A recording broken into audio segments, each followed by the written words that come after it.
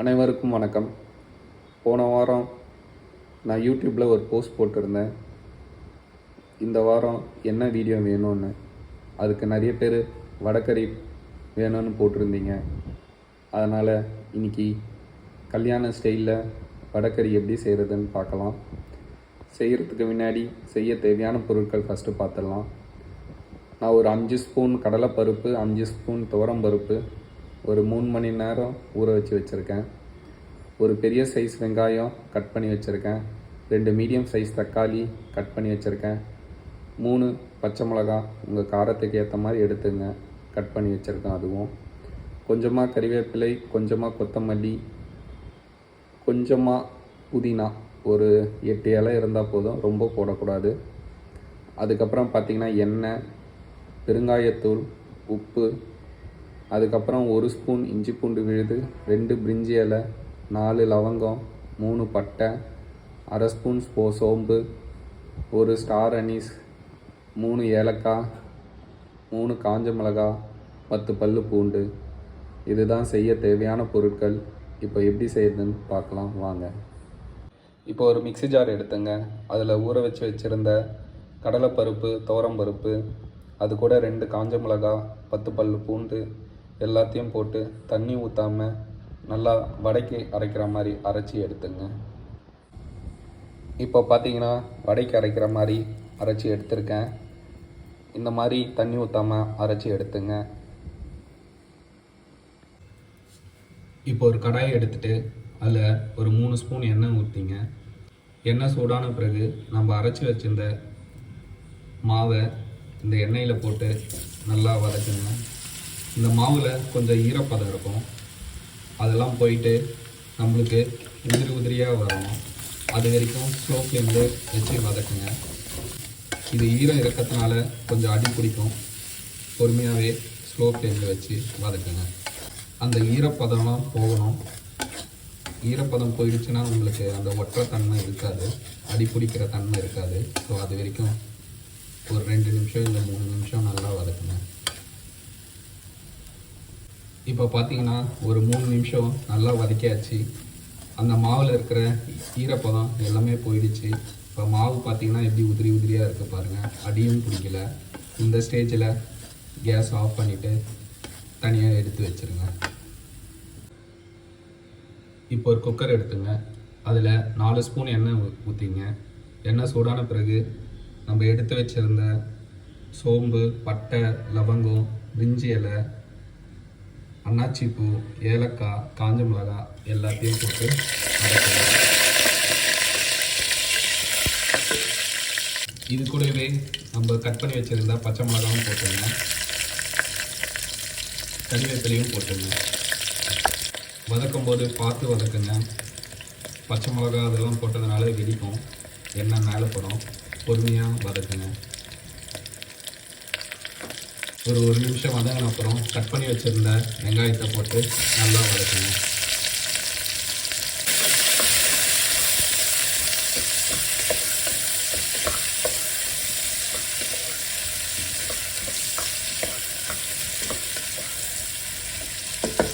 நம்ம காரத்துக்கு பச்சை மிளகாவும் காஞ்ச மிளகா தான் யூஸ் பண்ணுறோம், வேறு எதுவுமே யூஸ் பண்ணுறதில்ல. அதனால் உங்கள் காரத்துக்கு ஏற்ற மாதிரி எடுத்துங்க. நான் இதில் ஒரு காஞ்ச மிளகா போட்டிருக்கேன். நம்ம ஏற்கனவே மாவு அரைக்கும் போது அதில் 2 காஞ்ச மிளகா போட்டிருக்கோம். அது இல்லாமல் நான் 3 பச்சை மிளகாவும் இதில் போட்டிருக்கேன். உங்கள் காரத்துக்கு ஏற்ற மாதிரி எல்லாத்தையும் அட்ஜஸ்ட் பண்ணி போட்டுங்க. இந்த வெங்காயம் பொன்னிறமாக வதக்கக்கூடாது, கண்ணாடி பத அளவுக்கு வதக்கினா போதும். இப்போ பார்த்தீங்கன்னா 3 நிமிஷம் நல்லா வதக்கியாச்சு. வெங்காயம் கண்ணாடி பத அளவுக்கு நல்லா வதங்கியிருக்கு. இந்த ஸ்டேஜில் நம்ம 1 ஸ்பூன் இஞ்சி பூண்டு விழுது சேர்த்து நல்லா வதக்குங்க.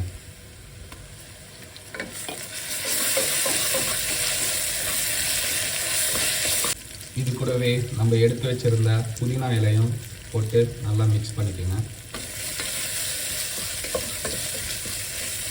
இந்த ஸ்டேஜில் கொஞ்சமாக பெருங்காயத்தூள் போட்டுங்க.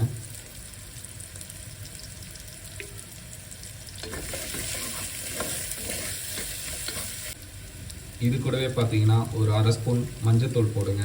நான் ஃபஸ்ட்டு சொல்லும்போது மஞ்சத்தூள் சொல்லலை. மஞ்சத்தூள் ஒரு அரை ஸ்பூன் போட்டுங்க. போட்டுட்டு நல்லா மிக்ஸ் பண்ணிக்கோங்க. இப்போ இஞ்சி பூண்டு நல்லா வதங்கியாச்சு. இந்த ஸ்டேஜில் தக்காளி ஆட் பண்ணிக்கோங்க.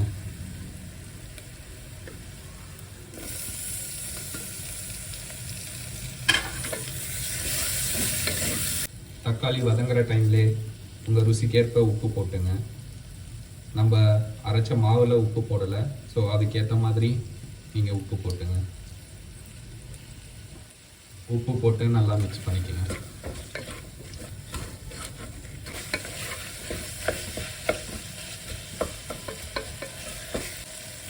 இப்போ பார்த்தீங்கன்னா 2 நிமிஷம் நல்லா வதக்கியாச்சு தக்காளி போட்ட அப்புறம். இந்த ஸ்டேஜில் இப்போ பார்த்தீங்கன்னா நான் ஒரு 1/2 லிட்டர் அளவுக்கு தண்ணி ஊற்றிருக்கேன். உங்களுக்கு இன்னும் தண்ணியாக வேணும்னா தண்ணி அதிகமாக ஆட் பண்ணிக்கோங்க. இல்லை வடகறி கொஞ்சம் திக்காக வேணும்னா இந்த அளவே போதும். இப்போ நம்ம வதக்கி வச்சுருந்த மாவுலாம் இதில் போட்டோன்னு வச்சிங்களேன், தண்ணி எல்லாமே உறிஞ்சிக்கும். ஸோ தண்ணி கொஞ்சம் அதிகமாக வச்சாலும் பிரச்சனை இல்லை, கம்மியாக வைக்க வேண்டாம். நல்லா கொதி வரட்டும். கொதி வந்த பிறகு உப்பு செக் பண்ணிக்கோங்க, காரம் செக் பண்ணிக்கோங்க.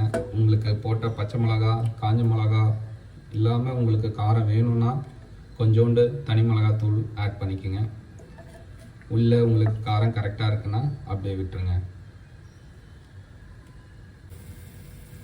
இப்போ பார்த்தீங்கன்னா நல்லா கொதி வர ஆரம்பிச்சிருச்சு. இந்த ஸ்டேஜில் உங்களுக்கு உப்பு காரம்லாம் செக் பண்ணிக்கோங்க. உப்பு லைட்டாக கரிக்கிற மாதிரி இருக்கணும், அதுதான் கரெக்டான பதம்.